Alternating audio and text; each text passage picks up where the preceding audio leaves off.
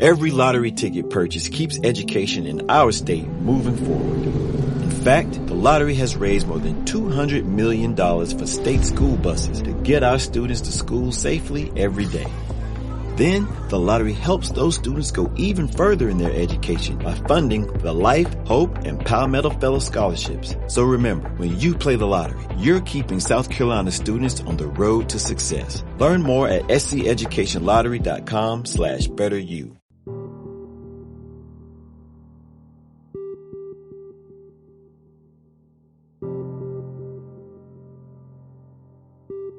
Hola, soy Hazy Guía y este es el podcast de Periodismo de Barrio.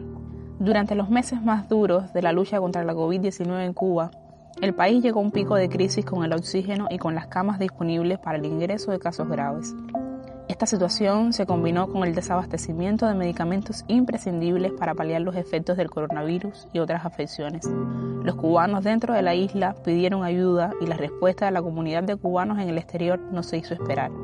De cómo durante el pasado año se organizaron y actuaron varios grupos de apoyo es el siguiente reportaje del periodista Jorge de Armas. Luego de casi una semana con tendencia a la reducción de casos positivos a la COVID-19, por segundo día consecutivo se retrocede en el control de la pandemia al reportarse este domingo 9.221 nuevos contagios. 134 menores de un año, 73 menores de 6 meses y, lamentablemente, porque es mucho riesgo, 14 recién nacidos se diagnostican en el día de ayer. Una pandemia ha detenido el planeta durante más de un año. En Cuba, las autoridades se han visto desbordadas y su respuesta no ha sido eficiente para contener los contagios y muertes asociadas a la COVID-19. Desde finales del 2020, el sistema hospitalario de la isla está desbordado, escasean las medicinas y las cifras de contagio se disparan. Hay un deterioro bastante significativo en materia de salud, en acceso a los medicamentos, y hemos visto con preocupación que todo esto está sucediendo.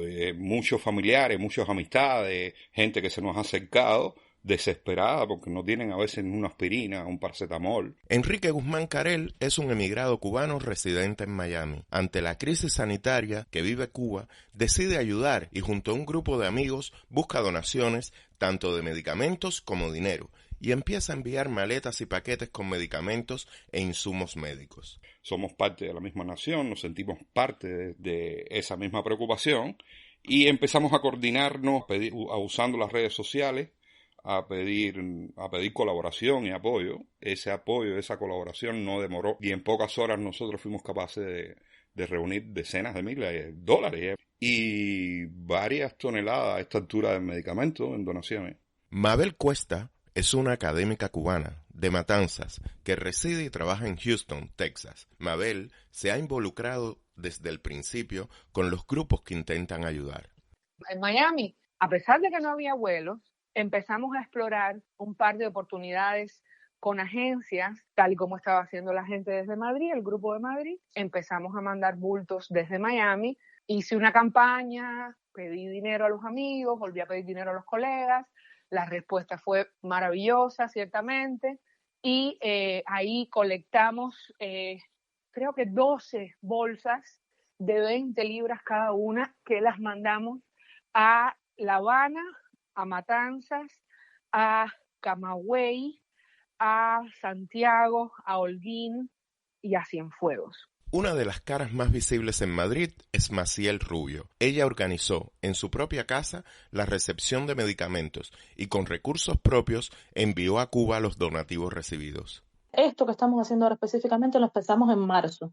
Yo recuerdo que fue unos días antes de una manifestación que tuvimos frente al Parlamento Europeo aquí en España. Hablamos Yanelis, Patricia y yo de la situación que había allí, de la cantidad de gente que nos estaba pidiendo medicamentos, sobre todo familia, amigos, vecinos, gente que teníamos con enfermedades muy graves, sin medicación hacía mucho tiempo. Y empezamos nosotros a hablar de la situación junto con la gente del grupo aquí de Madrid. Y todo el mundo dijo que ahora vamos a mandar unos paquetes. Fue como una idea así de mandar primero unos paquetes con un dinero de bolsillo nuestro, pagar entre todo el mundo un paquete para que llegara a las personas conocidas que teníamos con estos problemas. Cada uno de nosotros compró las medicinas y se hizo como un primer paquete así.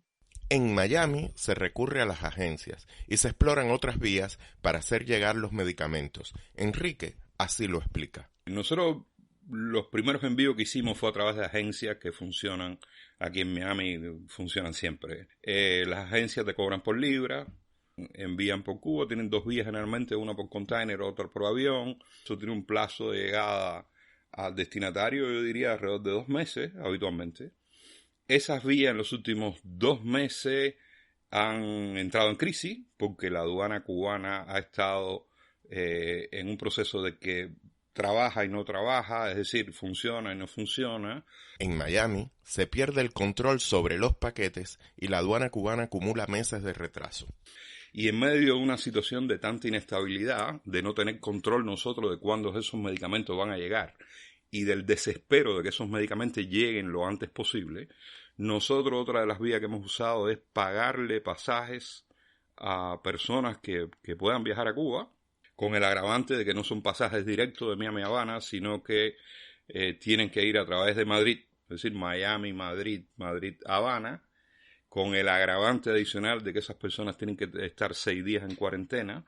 Eso nos ha representado de que esas personas puedan trasladar, digamos, 70, 80, 90 libras de medicamentos a un costo promedio que yo diría no baja de los $6,000. Es excesivamente caro, insostenible. Lo hemos hecho solamente de alguna manera tratando de atajar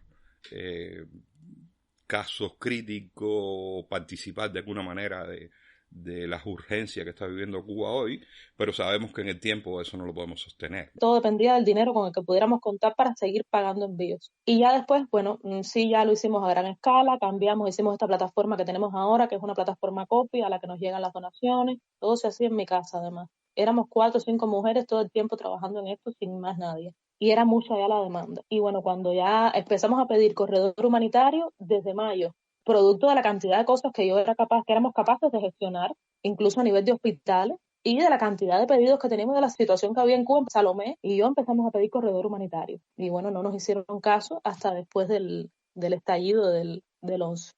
Y bueno, el estallido del 11, hay que decirlo, o sea, gracias al estallido del 11 se facilitó esta opción que hay ahora, que es que la gente pueda ir sin límite de medicamentos, comida y aseo. Por ejemplo, nosotros solo estamos mandando medicamentos por una cuestión de peso, de que es prioridad por una cuestión de vida o muerte y de que pesa poco y nos permite ayudar a mayor cantidad de gente en cada envío. Bueno, el pasado miércoles, el primer ministro de la República, el compañero Manuel Marrero Cruz, informaba sobre la decisión de nuestro gobierno de flexibilizar la importación, la entrada al país por parte de los pasajeros de elementos vitales para la situación nacional hoy, como son los alimentos, las medicinas y los aseos. La situación empeora y se hacen necesarios más grupos. Desde Valencia, Salomé García gestiona las ayudas que recibe y comienza, ella también, a coordinar envíos a Cuba desde esa ciudad.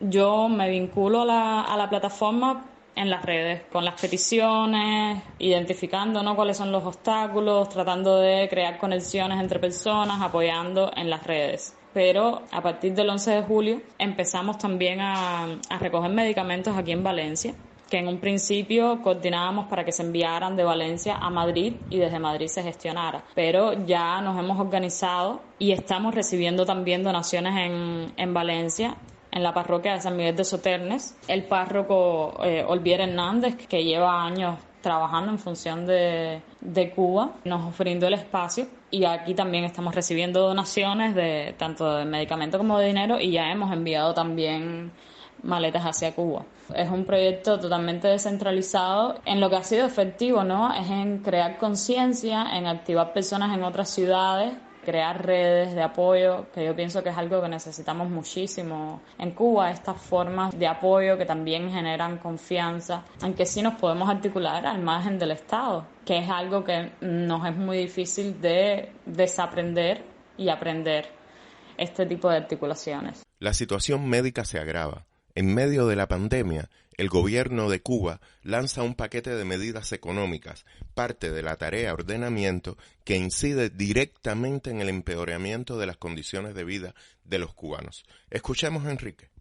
Yo creo, aun cuando no tenga espacio en los medios, que es mucho más significativa la crisis de salud pública más allá de la pandemia, porque no solamente las personas mueren de COVID. Los enfermos graves, los cubanos que tienen enfermedades crónicas, a lo largo de estos 2 años han visto deteriorada o nula la atención médica. Sabemos que se han pospuesto las cirugías, por ejemplo. El acceso a los hospitales y los policlínicos está muy limitado.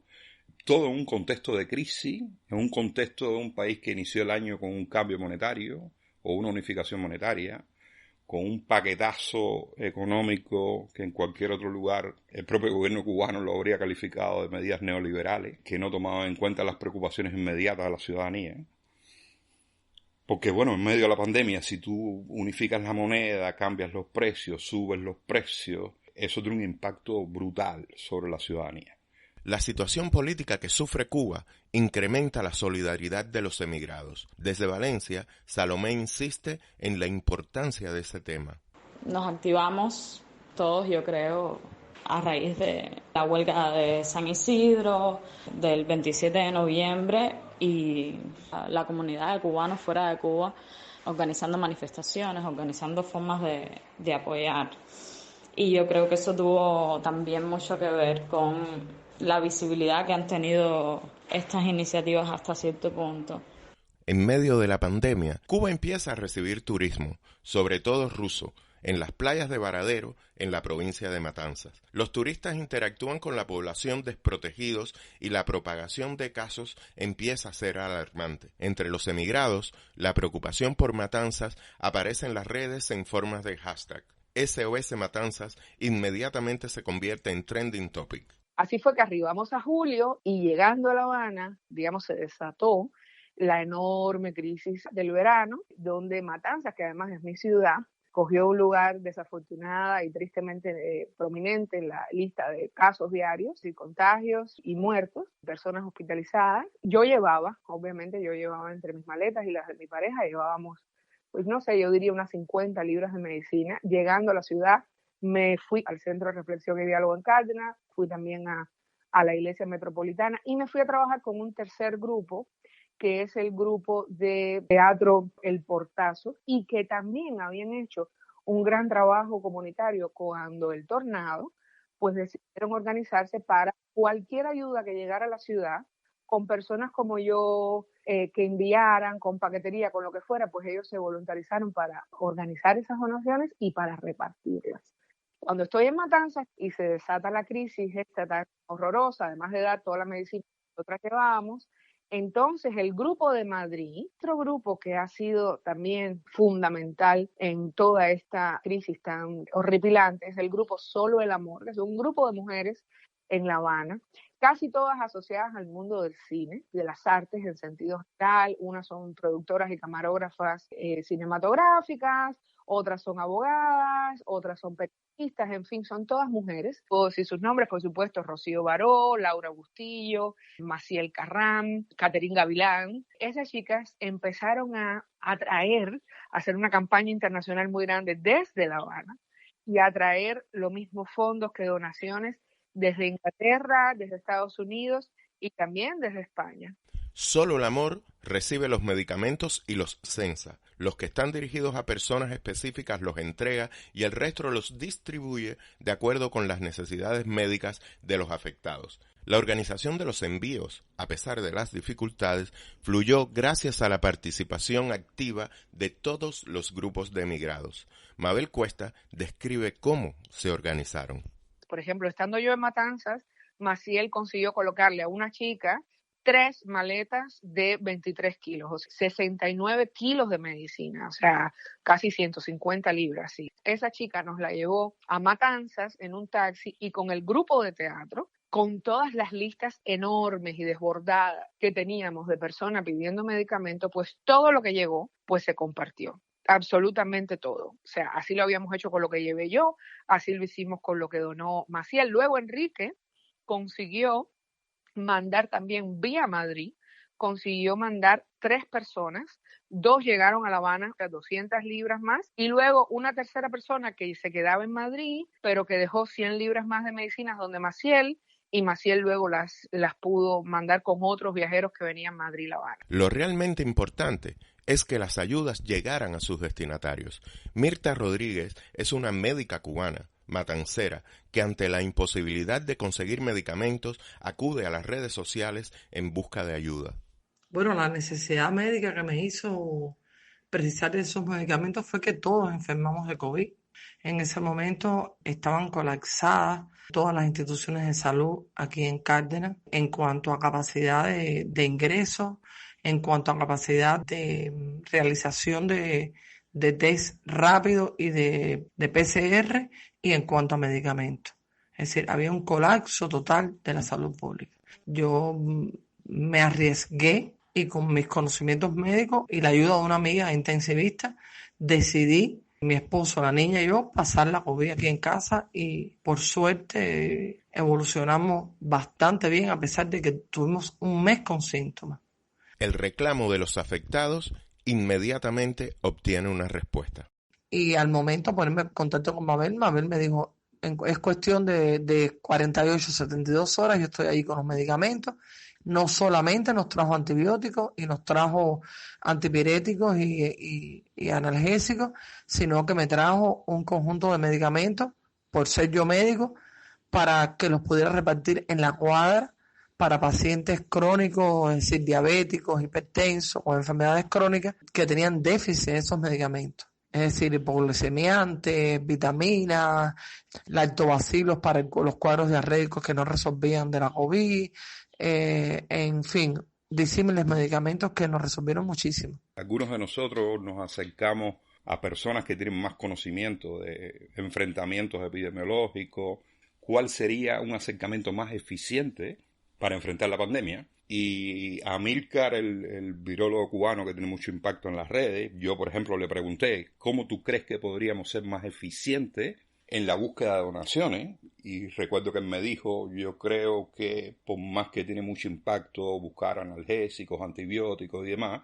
y hay que hacerlo, yo creo que tendría más impacto social buscar equipos médicos y de protección para el personal de primera línea. Y ha sido una de las líneas de trabajo nuestra, buscar mascarillas, caretas de acrílico, guantes, porque sí, efectivamente, un enfermo es algo muy importante que hay que atender, pero un médico atiende muchos enfermos.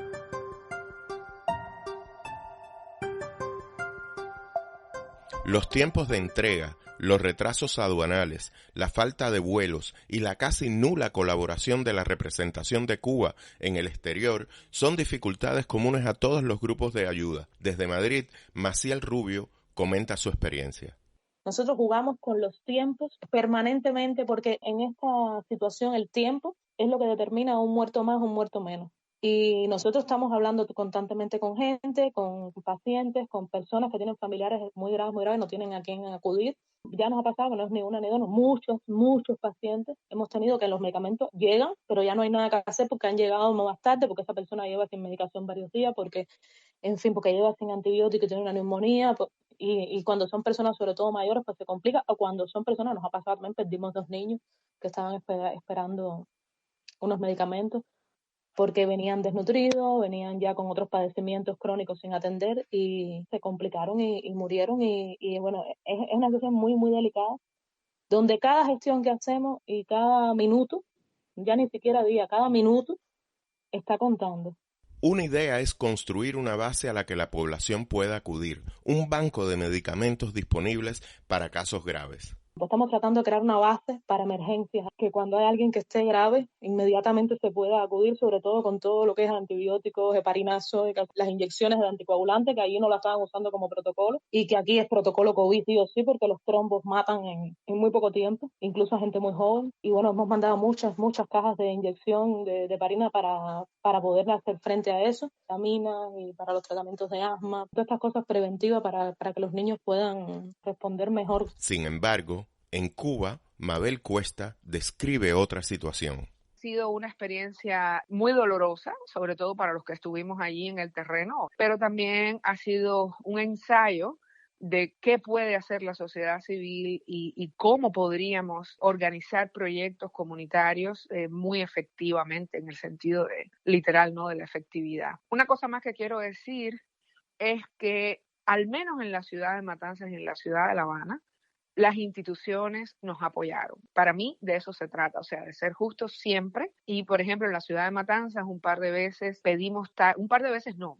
veces pedimos taxis al gobierno, taxis para ir a lugares que no podíamos llegar en bicicleta o en moto, a pueblos, ¿verdad?, de la provincia, a Limonar, a Colón, a Calimete, y los taxis fueron otorgados fueron autorizados, y nunca jamás hubo cuestionamiento de para dónde va esa medicina, ni a quién se las están dando, ni nada parecido.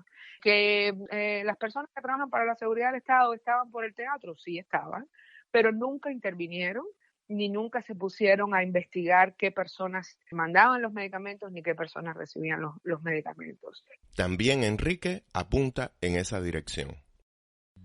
Yo soy de los que cree que lamentablemente el Estado cubano creo que no ha tomado nota de que la sociedad cubana, la sociedad civil cubana, puede ser un elemento no contrario y no de combate, sino un elemento que pueda contribuir a que la crisis y este momento que está atravesando Cuba sea un poco más llevadero.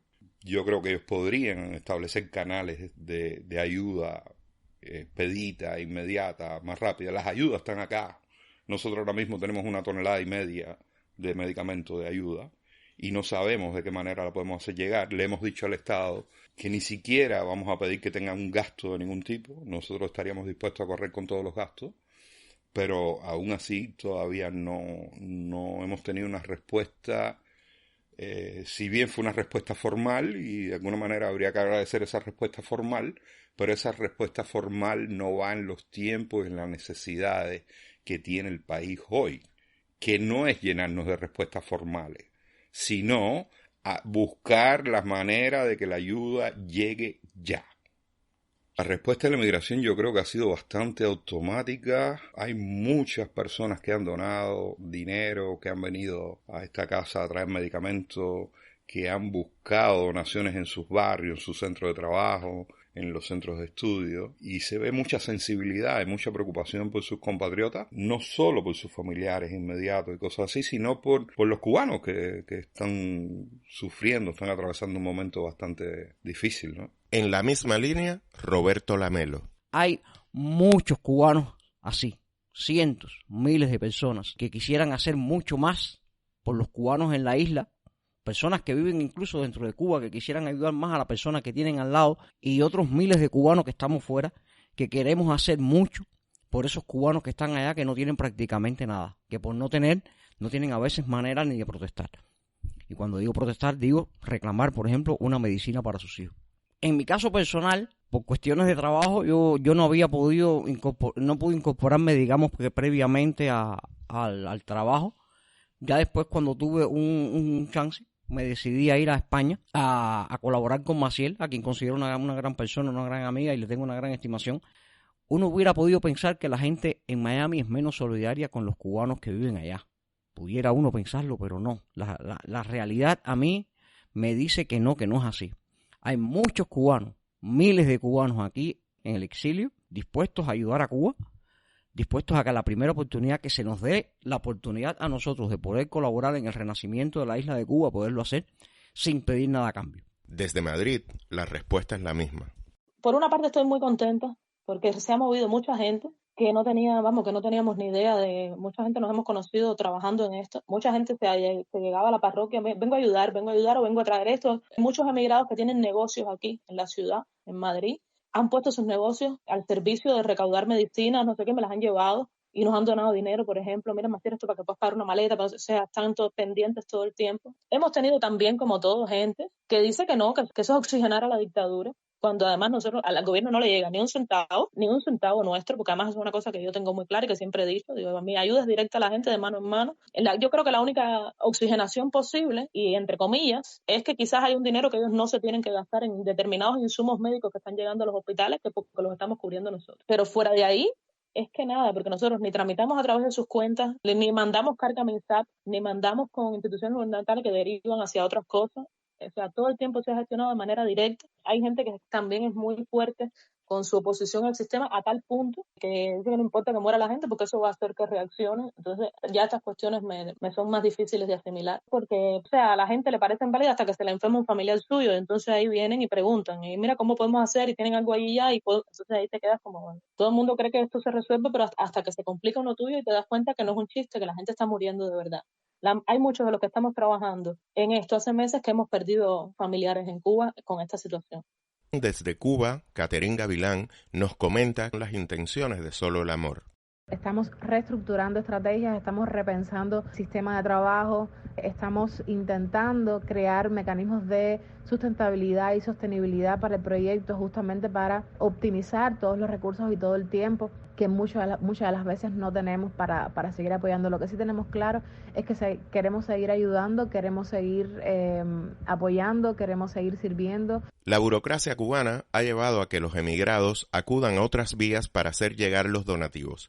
En el camino, la Fundación Martin Luther King se ha convertido en el puente necesario entre los emigrados y los afectados en Cuba. Maciel Rubio así lo expone. Es una convocatoria pública, lo sabe todo el mundo, porque yo era podíamos gestionar con entre 2 o 3 personas una cantidad de insumos médicos muy grande. Y ante esta gestión y la capacidad de tener todas estas cosas que eran indispensables en Cuba porque los médicos no tenían ni con qué protegerse, y cuando yo vi que tenía la capacidad de sacar todas estas cosas, y dije, bueno, y lo que necesito es una vía para hacerlo llegar, y esto no se puede mandar en maleta, esto hay que mandarlo en carga, porque esto es grande. Y yo hice una convocatoria pública y yo sí intenté gestionar con instituciones gubernamentales en Cuba, bajo la única condición de que llegara al médico que yo les daba, que fue la carga que se gestionó para el Faustino Pérez de Matanza en el momento en que el Faustino estaba en zona roja completamente. Que yo estaba hablando con los médicos que estaban ahí dentro, que se estaban enfermando y que no tenían con qué trabajar. Yo intenté sacarla por instituciones gubernamentales en algún momento y fue muy difícil. Me lo pusieron muy, muy, muy difícil. Y de hecho hubo 2 o 3 respuestas con instituciones de Matanza, instituciones provinciales, Dirección Provincial de Matanza, asociaciones en Matanza, todo. Yo llegué a hablar con la municipal y con la provincial. Y cuando pidieron la autorización nacional para poder entrar, aquello fue muy difícil y al final me mandaron un correo final que era que yo tenía que pagar como la carga, que yo tenía que pagar como decir, el contenedor o lo que fuera que llevara la carga, además. Y nada, esa fue una respuesta que yo tenía que pagar además el envío. No solo hablamos con la embajada, también hablamos con personas del Centro Martin Luther King, porque teníamos conocimiento de que a través de ello también se podían canalizar ayuda y donaciones. Y tuvimos una respuesta muy favorable, inmediata. Ellos han sido muy flexibles y nos han dicho que con todo gusto estarían dispuestos a hacer los trámites para que las ayudas nuestras lleguen a través de ellos. Como parte de eso, nosotros también le hemos dicho de que no tenemos ningún problema en entregarle las donaciones a ellos y que ellos las distribuyan de la manera que ellos consideren en Cuba, porque sabemos además que el Centro Martin Luther King tiene, como parte de su labor social, acceso a las comunidades más dañadas o más desprotegidas que hay en el país. Y bueno, si la contribución nuestra puede ser más efectiva de esa manera, a través de ellos, porque sean ellos los que entreguen la carga, no hay ningún problema con eso. La solidaridad no es política. La pandemia no tiene ideología. Las redes de ayuda buscan justamente eso, ayudar. Lo hacen de forma voluntaria y sin tener en cuenta de dónde viene la ayuda ni cómo piensa el que la necesita. Las redes de ayuda, que desde la inmigración se han organizado a raíz de la emergencia médica que ha provocado la pandemia de la COVID-19, nos hablan de una conciencia transnacional, de una concepción de la nación sin divisiones. Mabel Cuesta insiste en este tema. Ha sido una operación transnacional donde básicamente todos lo que somos es amigos, donde ninguno de nosotros tiene ningún puesto de poder, ni aquí, ni allí, ni en ningún lugar, pero ha sido, yo te diría, a base de buena voluntad, a base de entender que la sociedad civil cubana tiene derecho y sabe y puede organizarse, tanto la ciudadanía nacional como la transnacional, que la ciudadanía transnacional al margen de las querellas políticas, se entiende como una, El 25 de agosto de 2020, Estados Unidos otorgó licencias a 2 compañías aéreas para que llevaran carga humanitaria a Cuba. Durante la grabación de este reportaje, Enrique Guzmán Carel comentaba: incluso en las conversaciones que tuvimos con personas que trabajan en el Centro Martin Luther King, una de las cosas que yo le transmití fue, bueno, ¿y por qué no usamos las nuevas disposiciones del gobierno norteamericano referido a la aprobación de envíos de vuelos humanitarios hacia Cuba? Y ellos me decían que sí, que esa era una posibilidad, pero que todavía no tenían el permiso esas 2 líneas de aterrizaje en Cuba. Por lo tanto, si queríamos enviarlo ahora, íbamos a tener que usar la vía tradicional que habían usado de ellos, que es vuelos Miami, Panamá, Habana. Las líneas aéreas que están aprobadas para envío de ayuda humanitaria a Cuba todavía no tienen permiso de aterrizaje en Cuba. Por lo tanto, es una vía que está pendiente de respuesta del gobierno cubano. Durante el proceso de edición de este reportaje, Cuba autorizó los vuelos e informó que se había iniciado. Solo en Miami están esperando aún 2.300 libras de medicamentos listas para ser enviadas. En los últimos meses de 2021, el gobierno cubano reconoció que sus sistemas de recepción y distribución de bultos y envíos era lento y deficiente. Muchos de esos paquetes eran medicinas y alimentos que fueron enviados durante la crisis sanitaria. Según medios oficiales, fueron aprobadas de emergencia varias inversiones para la modernización de estos centros de procesamiento de envíos. En redes sociales quedaron constituidos varios grupos de ayuda solidaria que conectan a los cubanos dentro de la isla con los cubanos en el exterior. En el canal de podcast de Periodismo de Barrio está disponible el reportaje Ayudar no fue tan fácil, que cuenta también cómo la diáspora cubana se organizó para ayudar a las víctimas del tornado que azotó a La Habana en 2019. Soy Hazy Guía Ellis y gracias por escuchar.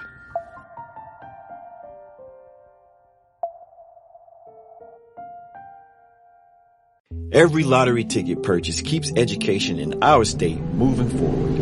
In fact, the lottery has raised more than $200 million for state school buses to get our students to school safely every day. Then, the lottery helps those students go even further in their education by funding the Life, Hope, and Palmetto Fellow Scholarships. So remember, when you play the lottery, you're keeping South Carolina students on the road to success. Learn more at sceducationlottery.com/betteryou.